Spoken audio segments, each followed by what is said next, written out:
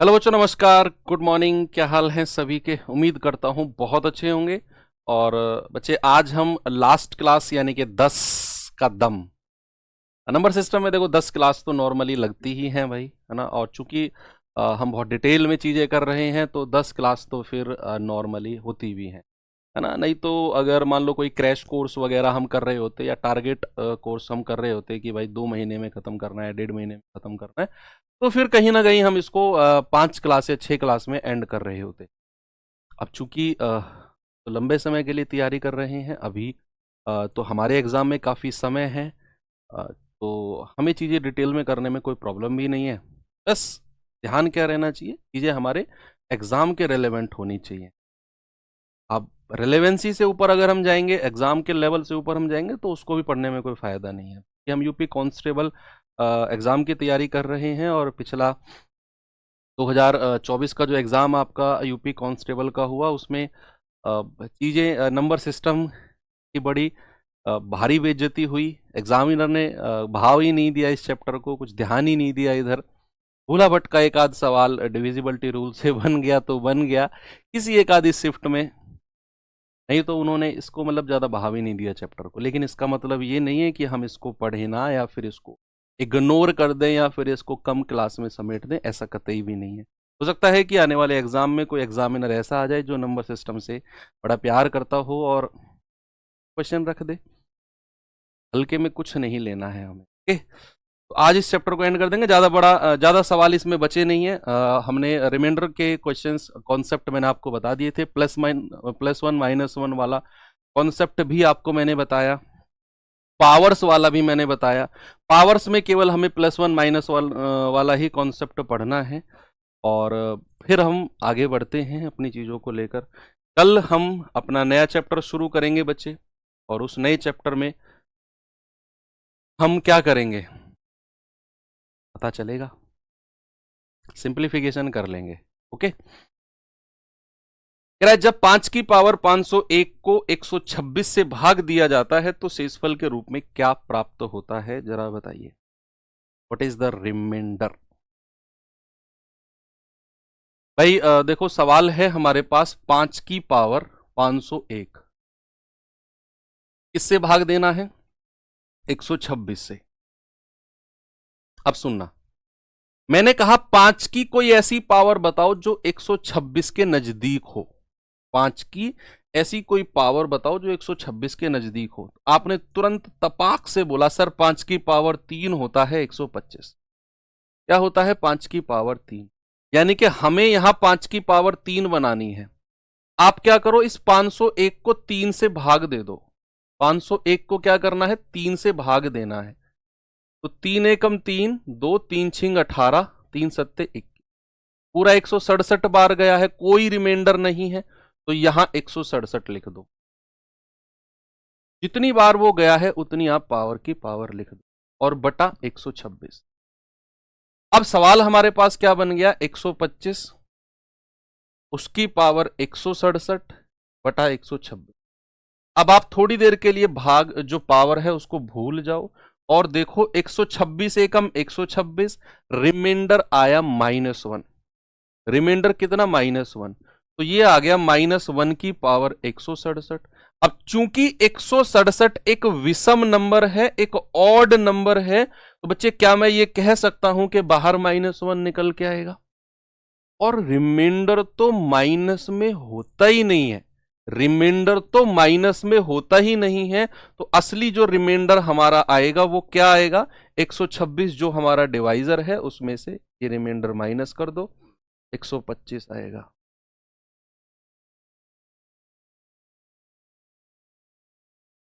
ठीक है भाई, आगे चले। ओके, ये सवाल देखिए भाई जरा, और बताओ मुझे इसका जवाब।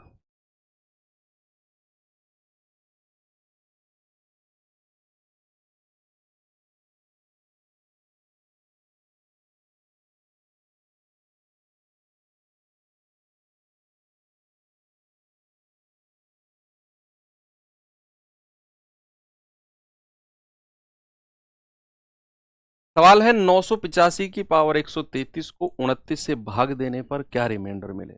अब यहाँ पावर मत लगाना, यहाँ 29 से सीधा भाग देना, क्योंकि 985 एक बड़ी संख्या है। तो 985 को भाग किससे देना है बच्चा, 133 पावर है, भाग देना है 29 से। तो सीधा सीधा 985 को आप भाग दो। आप कहेंगे 29 तिया 87, भाई 29 तिया 87, आगे कितना बचेगा, 3 8 3 11, 29 चौके 116। यानी कि अगर मैं 29 को 34 से गुणा करता हूं तो यह आता है 986 जाता है।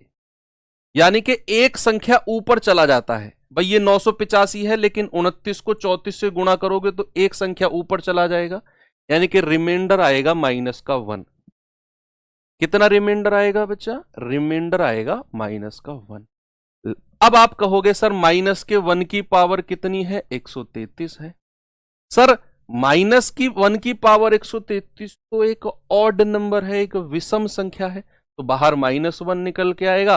और रिमाइंडर तो कभी माइनस में होता ही नहीं है, तो मेरा ओरिजिनल रिमाइंडर आएगा, जो मेरा डिवाइजर जो भाजक है उसमें से ये संख्या घटा दो। सर 28 मेरा सही जवाब होगा, ऑप्शन नंबर बी बिल्कुल। एक और सवाल कर रहा हूं, वन मोर क्वेश्चन, तो ये लो फिर बताओ।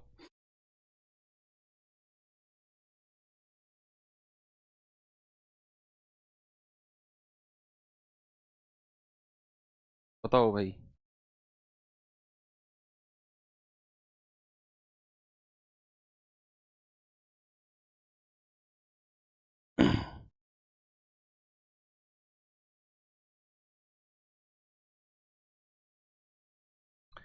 दो की पावर 305 प्लस 303 को 9 से भाग देने पर रिमाइंडर क्या आएगा, सिंपल क्या होगा जरा बताओ।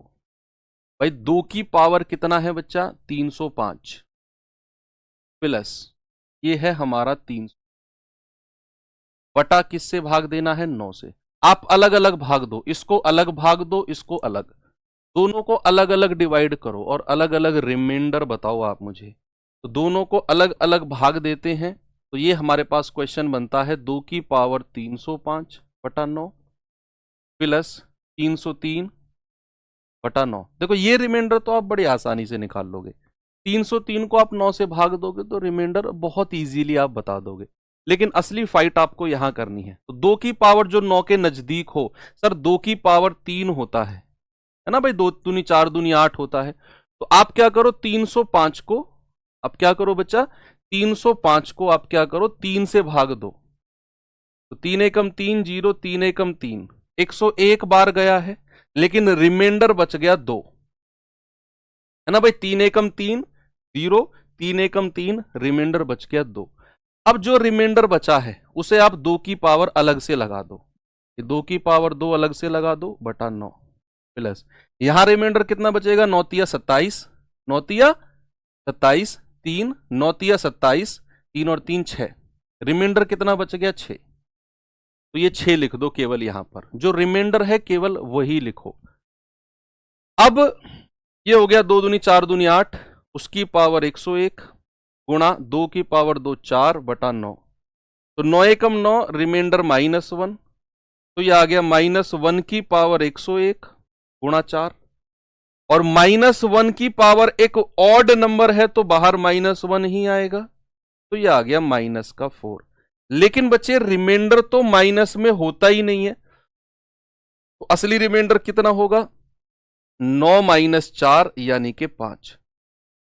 तो यहां से देखो इतने वाले पार्ट से हमको रिमाइंडर क्या मिल गया, 5। लेकिन ये प्लस में 6 भी था, तो प्लस का 6 हम करेंगे तो ये मिलेगा हमें 11।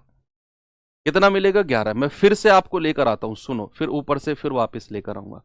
सवाल में कह रहा है 2 की पावर 305 प्लस 303 को 9 से भाग दो और रिमाइंडर बताओ क्या होगा। आपने क्या किया, आपने अलग अलग डिवाइड किया। तो 303 को 9 से भाग दिया तो रिमाइंडर यहां तो 6 मिल गया। इधर का केस तो हो गया खत्म, इधर का केस तो खत्म। फिर मुझे क्या करना है, 2 की कोई ऐसी पावर जो 9 के नजदीक है। मैंने कहा सर 2 की पावर 3 होता है। आपने इस पावर 3 को ना 305 से भाग दिया तो 101 बार गया, 101 बार तो गया है, लेकिन रिमाइंडर बच गया 2। और उस रिमाइंडर को आपने 2 की अलग पावर लगा के लिख दिया। फिर इसको सॉल्व किया तो 9 एकम 9, रिमाइंडर -1 आया, माइनस के 1 की पावर 101 गुणा 4, ये आ गया -1 गुणा 4 यानी कि -4। असली रिमाइंडर के लिए 9 में से 4 को घटाया 5 आ गया, फिर ये प्लस का 6 भी तो करना था, तो 5 + 6 11। लेकिन 11 मेरा रिमाइंडर नहीं है। मैंने कहा रिमाइंडर जब भी भाजक से ऊपर निकल जाए, भाजक हमारा 9 था, 9 से भाग दे रहे थे, तो इस 11 को फिर से मैं 9 से भाग दूंगा, तो 9 एकम 9 और रिमाइंडर कितना आएगा, रिमाइंडर आएगा 2। असली आंसर मेरा ऑप्शन नंबर ए होगा। अगर यही संख्या प्लस होकर 9 से कम रह जाती तो वही मेरा आंसर था, वही मेरा आंसर था। तो अगर ये ऊपर चली गई तो फिर हम भाग देंगे। ओके, ये अच्छा सवाल है, इस पर स्टार लगाना, सच में बहुत अच्छा सवाल है ये। चलो, ये आसान सवाल है, इसे करो जरा, बताओ भाई इसका जवाब क्या होगा। फिर आपको एक फॉर्मूले वाले क्वेश्चन कराता हूं थोड़े से पहले, एक और करेंगे।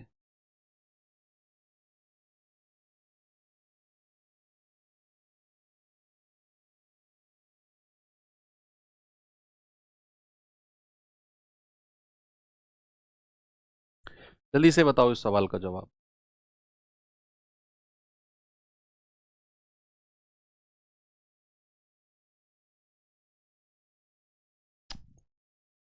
मेरा 27 की पावर 27 + 27 को 28 से भाग देने पर भाई 27 की पावर 27 + 27, मेरा इसको 28 से भाग देना है। What is the reminder? अलग अलग डिवाइड करो, 28 यहां और ये दोनों अलग अलग। भाई जब आप 27 की पावर 27 को 28 से भाग करोगे, प्लस इस वाले 27 को 28 से भाग करोगे, तो क्या क्या रिमाइंडर आएगा जरा देखते हैं। भाई यहां 28 एकम 28, रिमाइंडर -1, 28 एकम 28, रिमाइंडर -1, ये कितना आ गया, -1 की पावर 27। कितना आ गया, ये -1 ही रहेगा क्योंकि ये ऑड नंबर है, क्योंकि ये ऑड नंबर है। अब रिमाइंडर तो कभी माइनस में हो ही नहीं सकता है, तो हम क्या करेंगे, 28 में से ये माइनस कर देंगे, आ जाएगा 27। कितना आएगा, 27। लेकिन अभी भी एक संख्या और हमारे पास माइनस में है। असली रिमाइंडर हमारा क्या हो जाएगा, 27 और ये -1 यानी कि 26। क्या रिमाइंडर हो जाएगा बच्चा, 26। ऑप्शन नंबर डी हमारा सही है।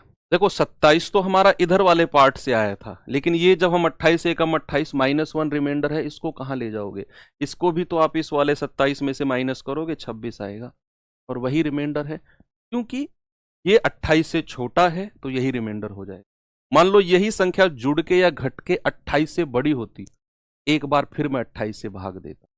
इतनी सी बात आपको समझनी। ओके, अब आपको लग रहा है कि सर चीजें थोड़ी सी आसान है। चलो एक सवाल और कराता हूं, फिर मैं एक फॉर्मूले बेस्ड क्वेश्चन कराऊंगा आप।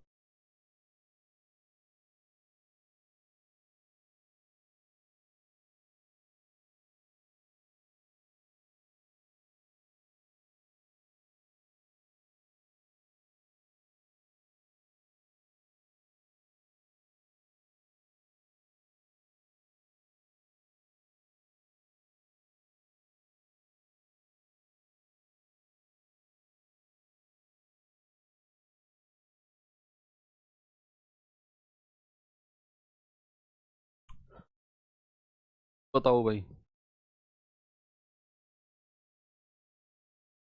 इक्वल हो जाए तब तब तो रिमाइंडर 0 है। अरे भाई साहब, मान लो अगर इक्वल हो गया, अगर इक्वल हो गया, एक बच्चा कह रहा है सर अगर इक्वल हो जाए, मान लो ये सब जुड़ के 28 आ गया, 28 है, फिर हम 28 से भाग देंगे तो 28 एकम 28 पूरा पूरा कट गया, तब तो रिमाइंडर 0 आ गया, तब तो रिमाइंडर 0 आ गया। यस,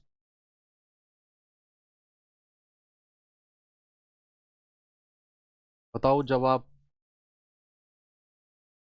भाई 888 की पावर 222 प्लस 222 की पावर 888 को 5 से भाग दिया जाए तो रिमाइंडर क्या होगा।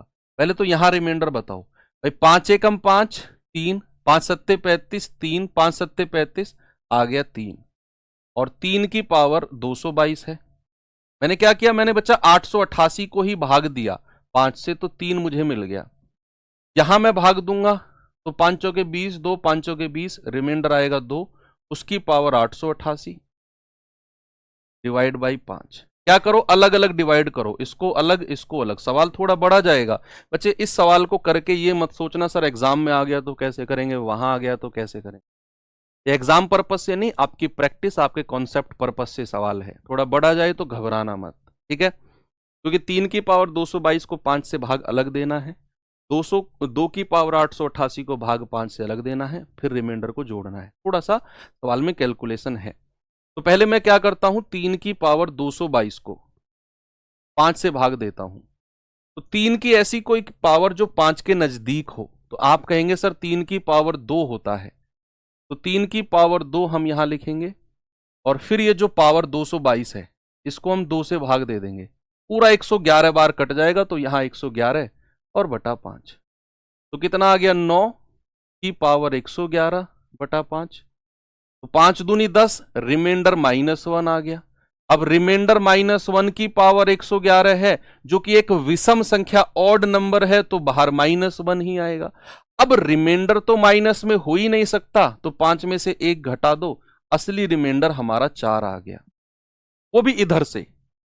अभी ये वाला पार्ट बचा है, अभी ये वाला पार्ट बचा हुआ है बच्चे। अभी हमें 2 की पावर 888 वाले को भी भाग देना है।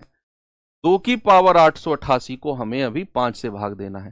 तो 2 की ऐसी कोई पावर जो 5 के नजदीक हो, सर 2 ही होती है। और जो ये पावर है 888 से भाग देंगे इसे, 444 बार जाएगा, तो ये पावर 444 लिख देंगे और बटा 5। तो 2 का स्क्वायर 4 होता है, उसकी पावर 444 बटा 5। तो 5 एकम 5, रिमाइंडर -1, -1 की पावर 444। बच्चे कल मैंने आपको बताया था कि पावर अगर इवन है, अगर पावर कोई सम संख्या है, तो बाहर +1 निकल के आएगा, तो यहां रिमाइंडर आया +1, और +1 है तो उसको छेड़ने की जरूरत बिल्कुल भी नहीं है। अब हमारे दो अलग अलग रिमाइंडर आए और बीच में प्लस का साइन है, तो 4 + 4 रिमाइंडर यहां से आया, +1 रिमाइंडर यहां से आया, रिमाइंडर आया 5। रिमाइंडर कितना आया, 5। अब 5 को हमें फिर से 5 से डिवाइड करना होगा, जो हमारा डिवाइजर है। 5 को फिर 5 से डिवाइड किया, पूरा पूरा कट गया, तो प्यारे बच्चे रिमाइंडर आ गया 0। ऑप्शन नंबर ये हमारा बिल्कुल सही जवाब है।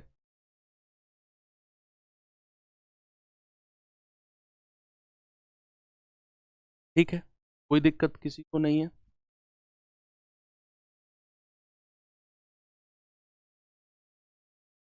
आंसर कितना आ गया, 0। ये थोड़ा सा कैलकुलेटिव क्वेश्चन है, इसमें कोई दोहराया नहीं है। ठीक है भैया,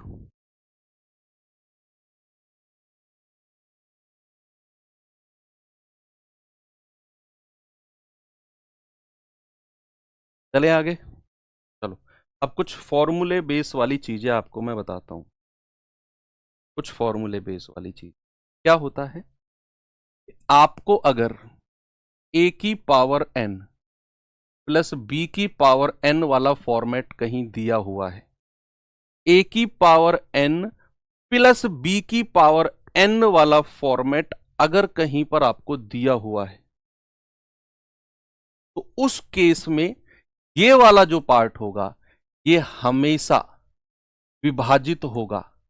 हमेशा, याद रखना, हमेशा a प्लस बी से विभाजित होगा। हमेशा a प्लस बी से विभाजित होगा,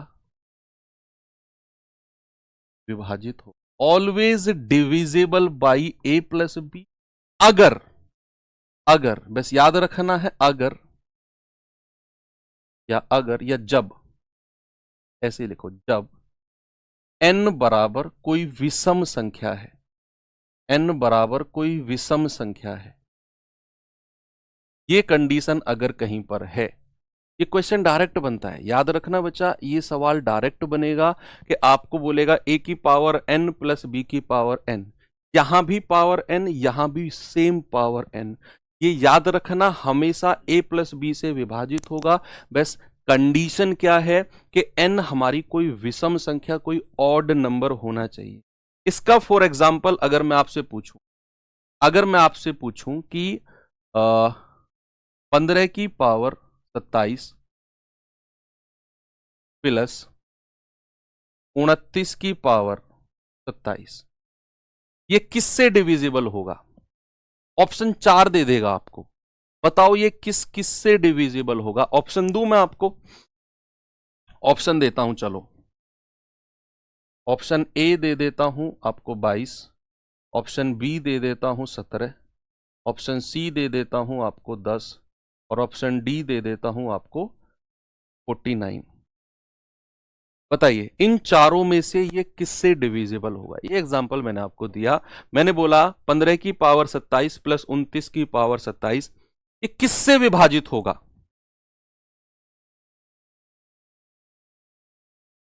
अब थोड़ा सा दिमाग लगा के जवाब बताना।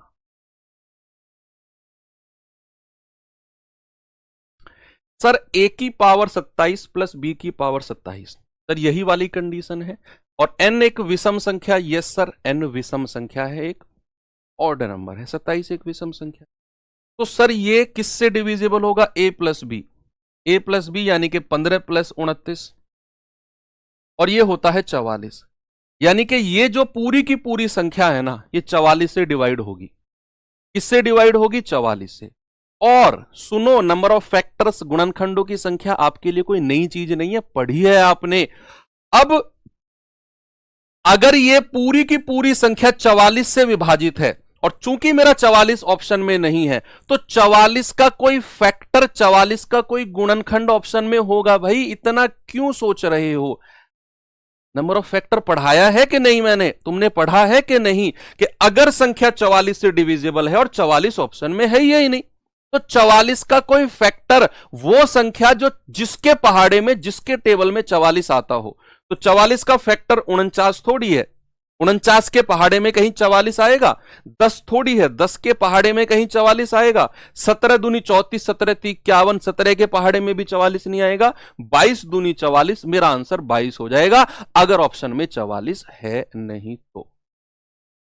ये वाले जो फॉर्मूला है या ये वाला जो कॉन्सेप्ट है, इस पे मैंने क्वेश्चन कराया। चलिए अब मैं आपको दूसरा कॉन्सेप्ट लिखवाता हूं। दूसरा कॉन्सेप्ट क्या है कि ए की पावर एन माइनस बी की पावर एन, जब एन एक विषम संख्या है, एन एक क्या है? विषम संख्या है। याद रखना, हमेशा हमेशा ए माइनस बी से विभाजित होगा, ए माइनस बी से विभाजित होगा, विभाजित, always divisible by a minus b, always divisible by a minus b, ये ध्यान रखना है। ठीक है भैया, आगे बढ़े। इसका एग्जाम्पल बताऊं आपको मैं? इसका भी एक एग्जाम्पल कर लेते हैं। चलो, मान लो आपको मैंने बोला 69 की पावर 101 माइनस 50 की पावर 101 किससे डिविजिबल होगा? ऑप्शन ए दे दिया मैंने 18, ऑप्शन बी दे दिया 19, ऑप्शन सी दे दिया 119, ऑप्शन डी दे दिया 50। बताओ किससे डिविजिबल होगा? जल्दी से बताओ। क्वेश्चन है 69 की पावर 101 माइनस 50 की पावर 101, ये किससे डिविजिबल होगा? ये फिक्स पैटर्न के क्वेश्चन है, ये दिमाग में मत लाना सर अगर ऐसा हुआ, अगर वैसा हुआ, ऐसा। ये फिक्स पैटर्न के क्वेश्चन है, इसी पैटर्न पे आएगा, इसी पैटर्न पे आएगा। ठीक है, तो यहां पर आपने देखा सर पावर सेम है और एक विषम संख्या है 101 101, तो ये हमेशा सर 69 माइनस 50 यानी कि सर 19 से डिविजिबल होगा। एक ही ऑप्शन है, option number b, always divisible by 19। ठीक है, तीसरा कॉन्सेप्ट लिखो कि अगर ए की पावर एन माइनस बी की पावर एन है, एन है, जहां पर या जब एन एक सम संख्या है, एन एक इवन नंबर है, n क्या है, एक इवन नंबर है, सम संख्या है, तो ये हमेशा ऑलवेज डिविजिबल बाई हमेशा a माइनस बी और a प्लस बी दोनों से विभाजित होगा, और a प्लस बी दोनों से विभाजित होगा, दोनों से विभाजित हो, always divisible by both a plus b and a minus B.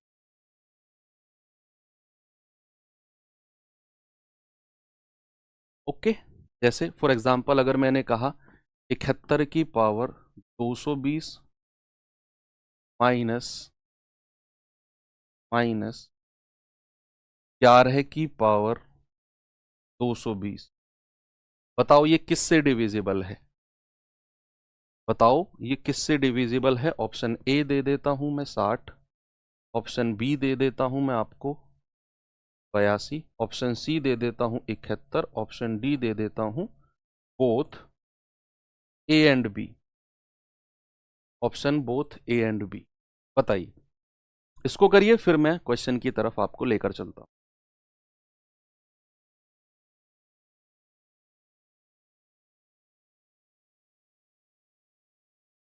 कैसे करेंगे इसको, बताइए बच्चा।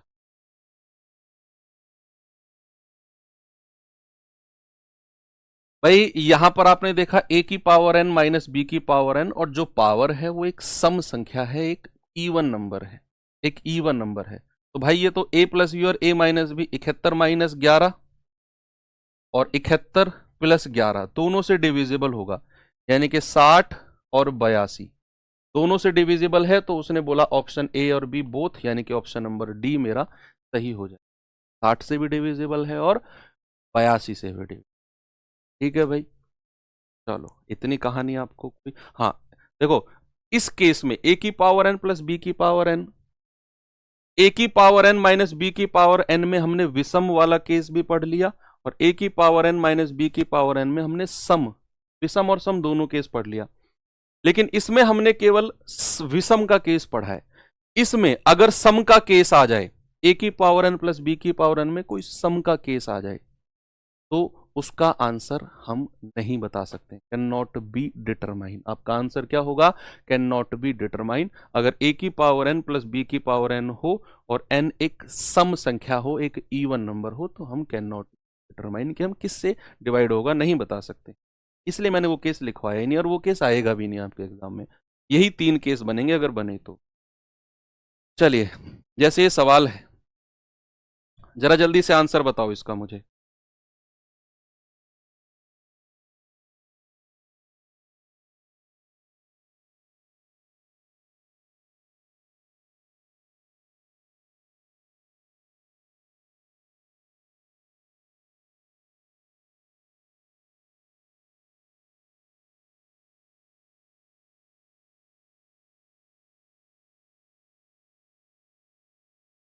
बताओ भाई जल्दी से।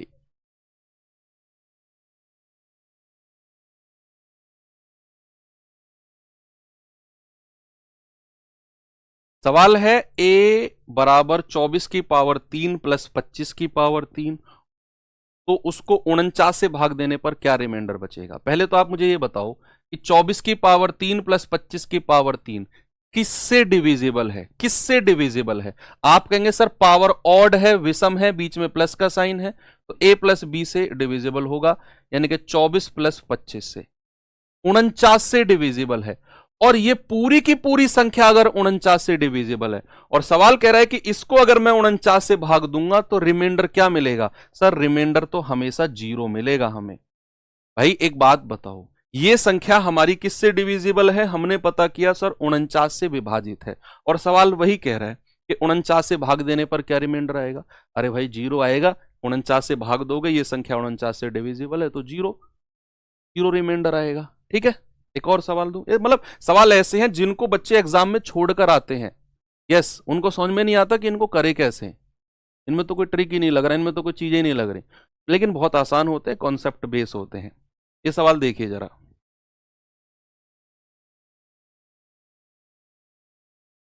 सवाल है 21 की पावर 23 प्लस 17 की पावर 23 को 38 से भाग देने पर रिमाइंडर क्या आएगा, बताओ जरा।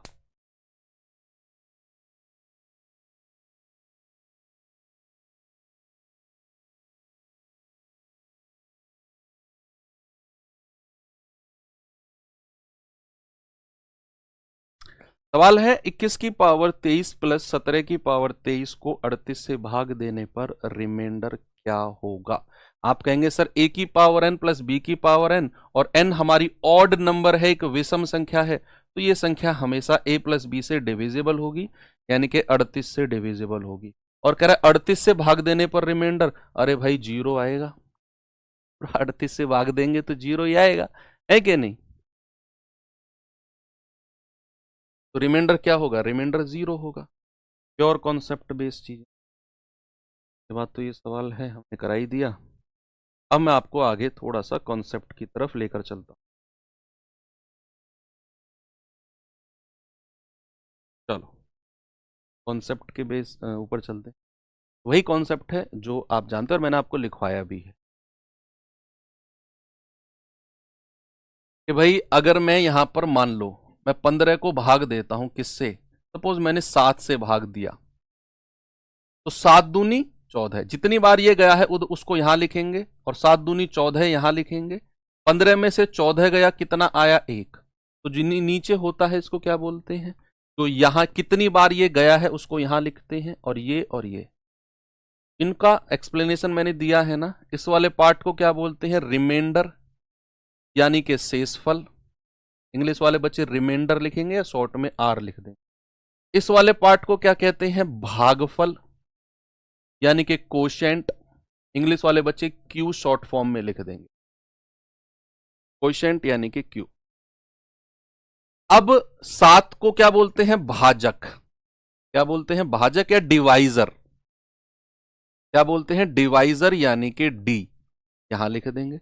और जिस संख्या को भाग करते हैं, भाई 15 को भाग किया 7 से, तो ये हो जाएगा भाज्य, यानी कि डिवाइजर। और इसको डी और छोटा सा वी लिख देंगे। क्या लिख देंगे, डी और वी, छोटा सा डिवाइजर। क्या ये चीज आपको मैंने बता रखी है ना, कि 15 को 7 से भाग दिया, तो 7 से भाग दिया है तो भाजक हो जाएगा, 15 को भाग दिया है तो वो भाज्य हो जाएगा। कितनी बार ये गया है, 2 बार, भागफल हो जाएगा, क्वोशिएंट। और जो नीचे फाइनली बचेगा वो सिंपल, यानी कि रिमाइंडर हमारा बचता है। अब इसी चीज को मैं दोबारा लिखता हूं, देखना बच्चा, सेम चीज को दोबारा लिखता हूं। मैं यहां पर लिखूंगा 7, मैं लिखूंगा 1, और मैं नीचे शेषफल लिख दूंगा 1, रिमाइंडर क्या लिख दूंगा, 1। सॉरी, ये 2 लिख दूंगा, 2 है ना। और मैं कहूंगा बताओ भाज्य क्या होगा। मैंने भाज्य को गायब कर दिया। मैंने कहा बताओ, आपको भाजक दे दिया, आपको डिवाइजर दे दिया, आपको क्वोशिएंट दे दिया, आपको रिमाइंडर दे दिया। इन्हीं तीनों की मदद से आप मुझे डिविडेंड बताओ, यानी कि मुझे भाज्य बताओ क्या होगा।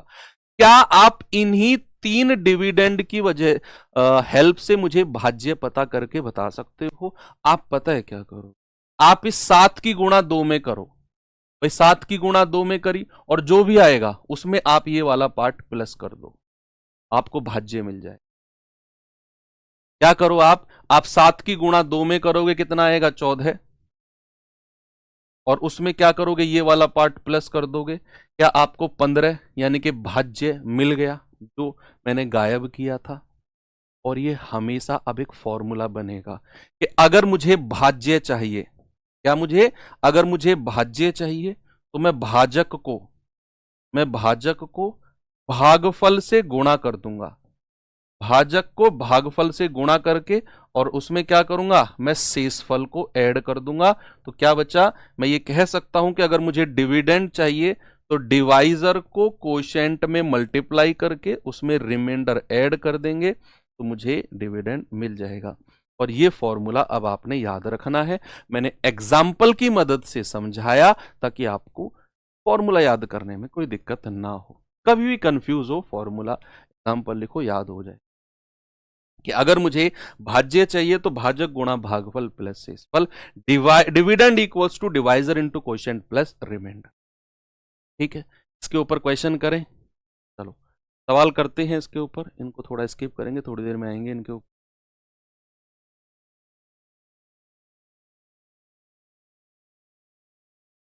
ये सवाल देखिए,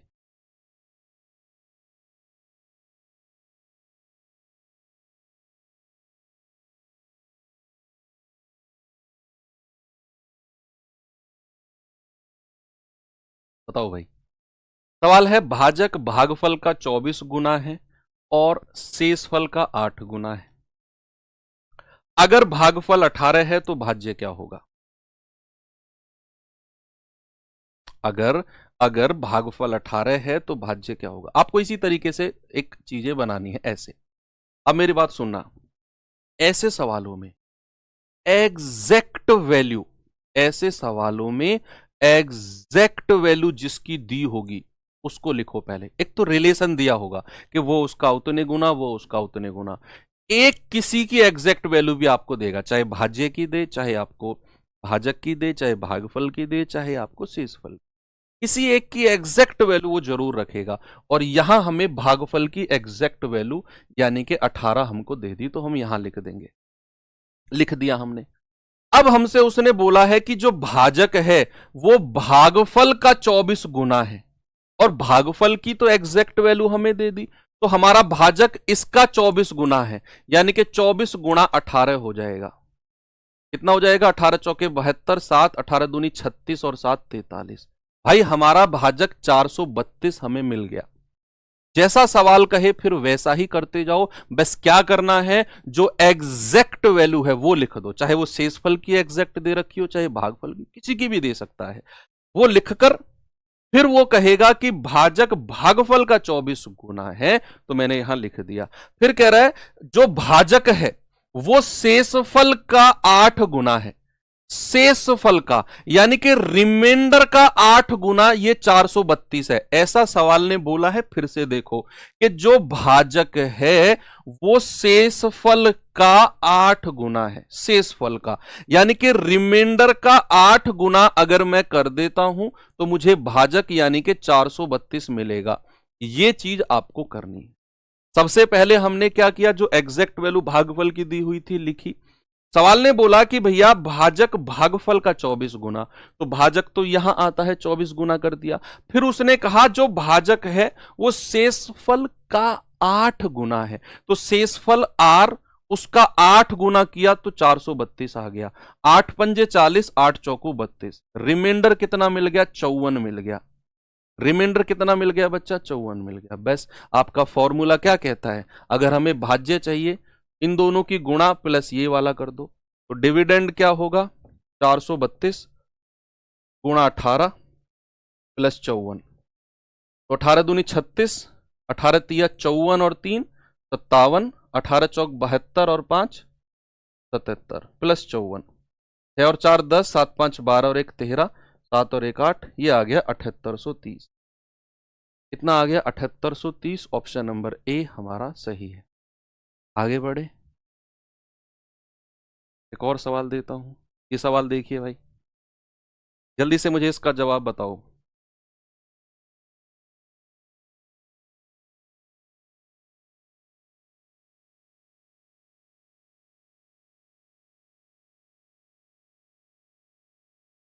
सवाल कहता है विभाजन में जो भाजक है वो भागफल का 10 गुना है और शेषफल का 4 गुना। मैंने कहा ऐसे सवालों में एग्जैक्ट वैल्यू किसी ना किसी की तो दे रखी हो, चाहे वो भागफल की देगा, चाहे शेषफल की, चाहे भाजक, किसी ना किसी की एग्जैक्ट वैल्यू देगा। कह रहा है भाजक भागफल का 10 गुना है, शेषफल का 4 गुना है। कह रहा है यदि शेषफल 45 है, देखो यहां शेषफल की वैल्यू दे दी हमको, तो शेषफल की वैल्यू, रिमाइंडर की वैल्यू 45 लिख दो और सवाल को फिर से पढ़ना शुरू करो। सवाल कह रहा है जो भाजक है वो तो भागफल का 10 गुना है, ओके, और शेषफल का 4 गुना है। देखो यहां से हमें रिलेशन मिल गया कि जो मेरा भाजक है ना वो शेषफल का 4 गुना है, तो भैया इसका 4 गुना कर दो, 4 गुणा 45, यानी कि हमें भाजक मिल गया 180। भाजक कितना मिल गया हमें? 180। मैं कह रहा हूं कभी गलत होगा ही नहीं इस तरह से सवाल करोगे। सवाल में फिर पहली लाइन में पढ़ो कि जो भाजक है वो भागफल का 10 गुना है। भागफल तो मेरा क्यू है, यानी कि कोशेंट का 10 गुना कौन है? कोशेंट का 10 गुना भाजक, यानी कि 180 है। जीरो से जीरो उड़ा दो, यहां से भागफल कितना आ जाएगा? 18। ये 18 लिख दो, बस हो गया सवाल। भाज्य पूछा है ना, भाज्य पूछा है तो बता दो। इन दोनों की मल्टीप्लाई प्लस ये डिविडेंड क्या हो जाएगा बच्चा? डिविडेंड हो जाएगा 180 गुणा 18 प्लस 18, तो प्लस 45, 18 अट्ठे 324, 18 18 324, 3240 प्लस 45, ये आ जाएगा 3285। क्या जवाब मेरा ऑप्शन बी होगा? ये 3285 मेरा सही है। ये सवाल कभी गलत मत करना, क्योंकि सवाल अक्सर आते हैं इन्हीं से ही मिलते जुलते, और सबसे शॉर्ट ट्रिक से होने वाले सवाल आपको मैं कराता हूं। अब इन्हीं से ही मिलते जुलते हैं, ठीक है। पहले मैं इनका आपको डिटेल में बता देता हूं, और फिर ऐसी ट्रिक बताऊंगा सब कुछ भूल जाओगे, लेकिन ये वाला नहीं भूल। पहले डिटेल में करते हैं, क्यों, कैसे, कब हुआ, ये सब पढ़ते हैं। सवाल है, जब किसी संख्या को 6171 से विभाजित किया जाता है तो शेषफल हमें 99 मिलता है। उसी संख्या को 51 से भाग दें तो शेषफल क्या होगा? ये आपसे पूछ, फिर से पढ़ो सवाल को। सवाल कहता है, जब किसी संख्या को 6171 से विभाजित किया जाता है तो शेषफल 99 मिलता है, और अगर मैं उसी संख्या को 51 से भाग दूं तो शेषफल क्या होगा? पहले तो आप ये यहां से वाली लाइन को भूल जाओ, पहले यहां से लेकर यहां तक की लाइन को देखो। क्या मैं डिटेल में समझा रहा हूं? बहुत डिटेल में समझा रहा हूं, फिर मैं शॉर्ट ट्रिक बताऊंगा। आने वाले सभी सवालों में वही शॉर्ट ट्रिक लगाएंगे। देखो, 6171 से भाग दिया है ना, तो भाजक हमारा कितना हो जाएगा? 6171। 6171 से भाग दिया है, ये हमारा डिविडेंड है। क्वोशिएंट हमें नहीं पता कितनी बार ये गया है, बस ये कह दिया कि शेषफल 99 है, तो नीचे शेषफल को हमने लिख दिया 99। अब इसको डिविडेंड की फॉर्म में लिखो, इन दोनों की मल्टीप्लाई प्लस 99। अगर मैं यहां से वो संख्या, जिस संख्या की वो बात कर रहा है यही वो संख्या है, अगर मैं वो डिविडेंड पता करना चाहूं तो 6171 क्यू, इन दोनों की मल्टीप्लाई प्लस 99 यानी कि रिमाइंडर। क्या मेरी संख्या यही है जिस संख्या की वो बात कर रहा है? यस और नो में जवाब दो।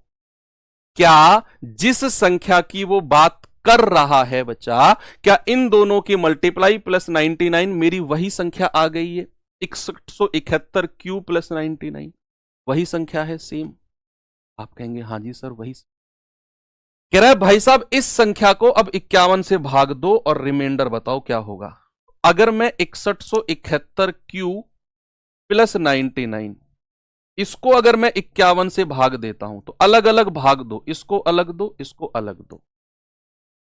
अब यहीं से ही शॉर्ट ट्रिक की शुरुआत होगी, और सामने देखो, सभी बच्चे सामने देखेंगे, सभी बच्चे, कि ऐसा सवाल जब भी आएगा ना, तो जो ये वाला पार्ट होगा 6171 क्यू, ये हमेशा नीचे वाली संख्या से डिवाइड होगा।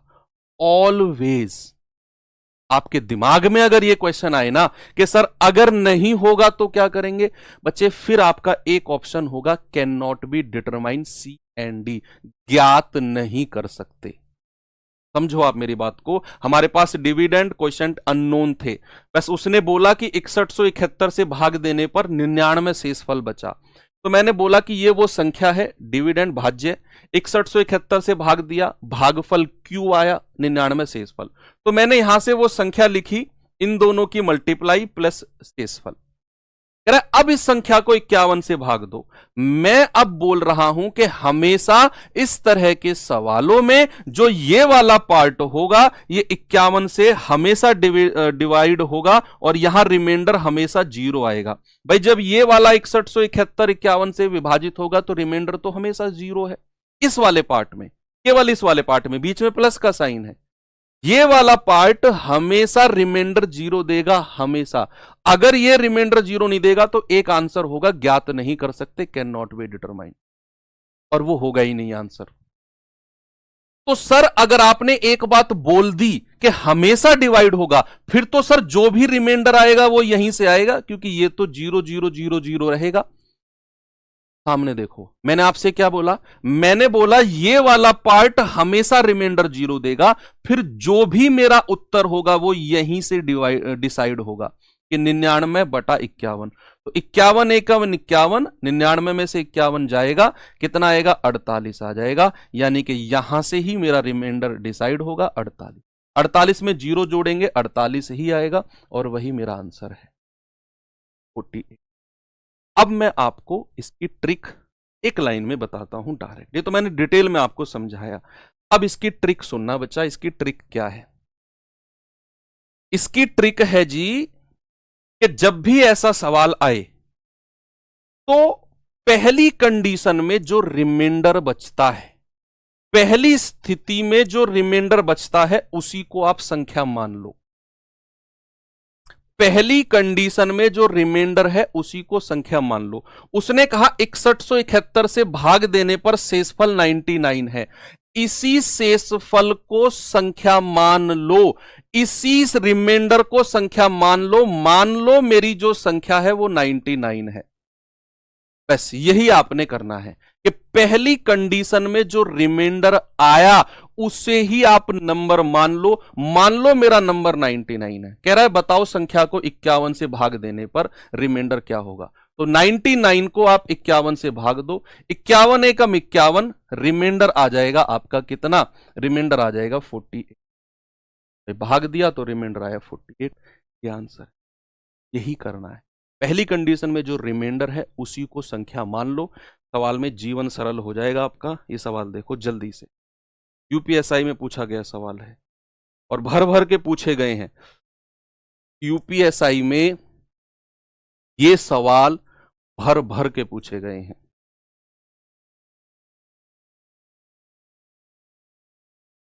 तो 1671 को 99 से क्यों भाग देना है भाई?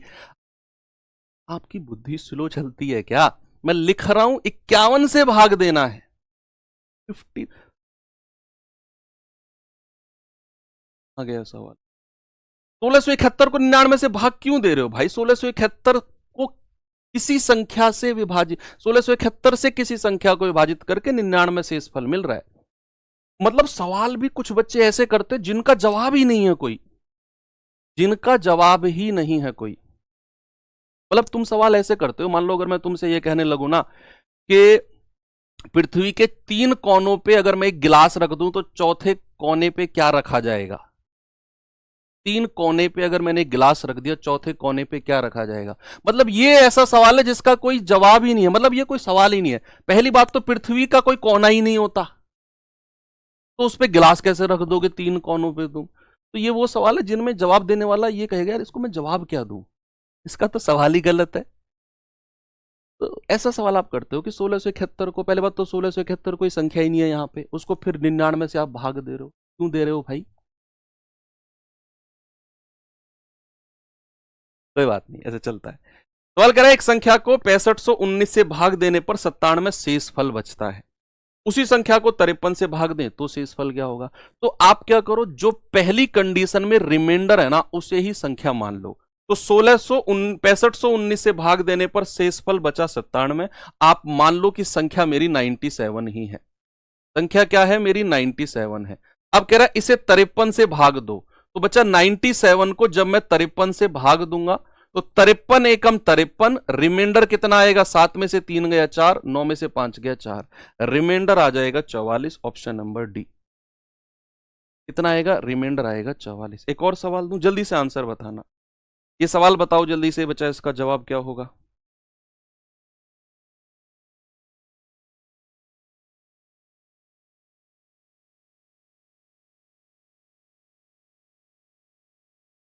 कह रहा किसी संख्या को 15 से भाग देने पर शेषफल 5 रहता है, इसी संख्या के वर्ग को, स्क्वायर को अगर मैं 15 से भाग दूं तो रिमाइंडर क्या होगा? मैंने बोला जो पहली कंडीशन में रिमाइंडर है उसे ही संख्या मान लो, कि 15 से भाग देने पर रिमाइंडर 5 रहता है, तो मान लो मेरी संख्या 5 है। क्या मान लो?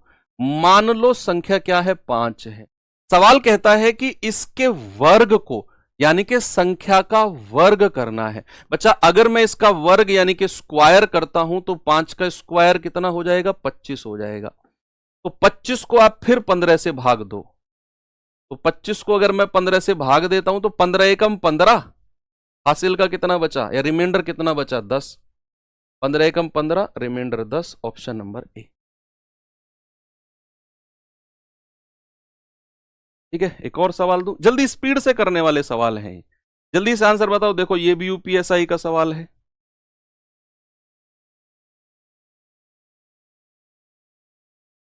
ये भी यूपीएसआई का ही सवाल है।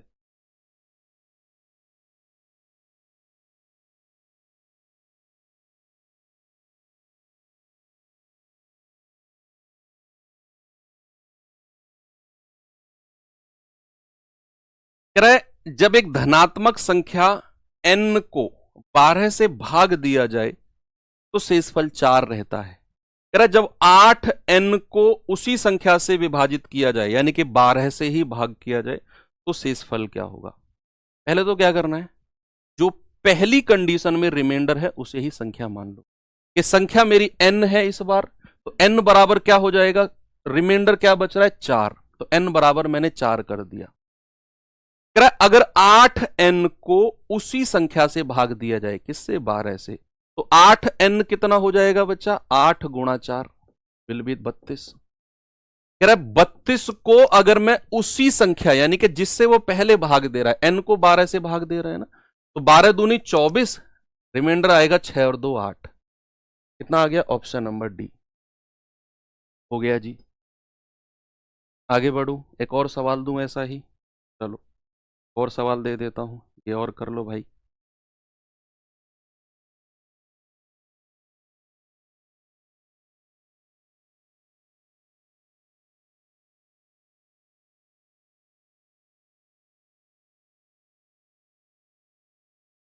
बताओ बताओ बताओ। कह रहा है जब एक धनात्मक संख्या n को 13 से भाग दिया जाए तो शेषफल 3 बचता है।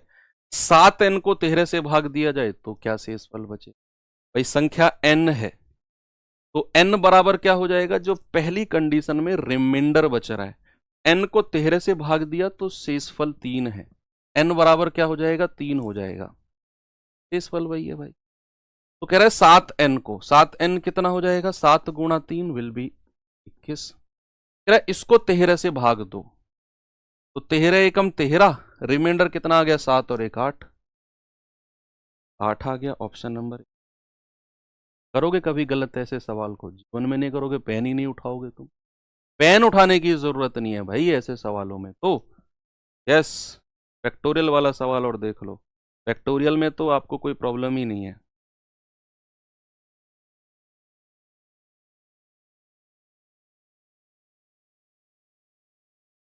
तेरा 0 factorial plus 1 factorial plus 2 plus 3 और ऐसे 98 फैक्टोरियल तक गए हैं। कह रहा 5 से भाग 2, तो बताओ रिमाइंडर क्या होगा। फैक्टोरियल तो आपको मैं पिछले 10 क्लास से पढ़ा रहा हूं, तो इसमें तो कोई प्रॉब्लम ही नहीं है। सवाल कह रहा है कि भाई 0 factorial plus 1 factorial plus 2 factorial plus 3 factorial plus 4 factorial plus 5 factorial plus plus plus ऐसे करके 98 फैक्टोरियल तक गए, और कह रहा है इसको 5 से भाग देने पर क्या रिमाइंडर आएगा।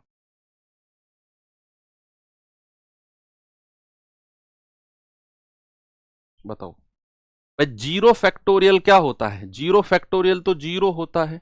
1 फैक्टोरियल क्या होता है, 1 ही होता है। 2 फैक्टोरियल क्या होता है, 2 ही होता है। 3 फैक्टोरियल होता है 3 गुणा 2 गुणा 1 यानी कि 6। 4 फैक्टोरियल होता है 4 गुणा 3 गुणा 2 गुणा 1 यानी कि 24 होता है।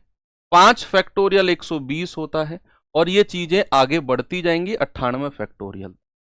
इसको 5 से भाग देना है।